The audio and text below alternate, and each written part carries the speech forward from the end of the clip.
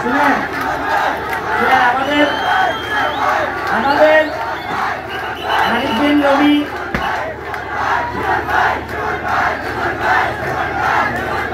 আস্তে আস্তে আস্তে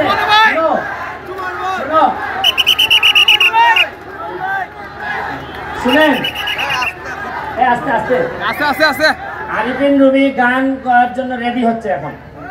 তাই এর ভিতরে আমার দুই একটা কথা আমি আপনাদেরকে একটু বলতে চাই।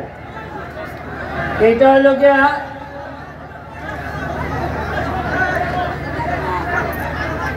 আমি এই আস্তে আস্তে বলছো না, আরে শুনো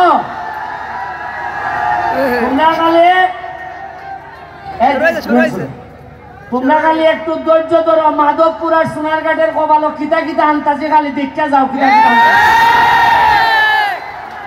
আরো তো অনেক রয়েছে, মমতাজ তো আইছে না এখনো। গ্রামের মানুষে বলবো তোমরা মডার্ন মডার্ন গান আনো, আমার মমতাজ আনো, গান লাগতো না। খালি খেলা শুরু হয়েছে। আমার নির্বাচনের পরে আমি কইছিলাম যে এইদিকে যাবো এদিকে যাবো,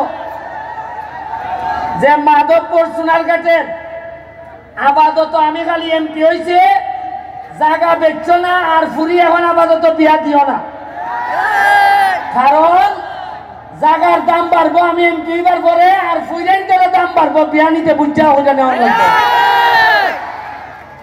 উনার মাটির দাম মাটির কারণে বাড়ে না, মাটির দাম বাড়ে মানুষের কারণে। আমি আপনার একটা উদাহরণ দেখাইতাম চাই।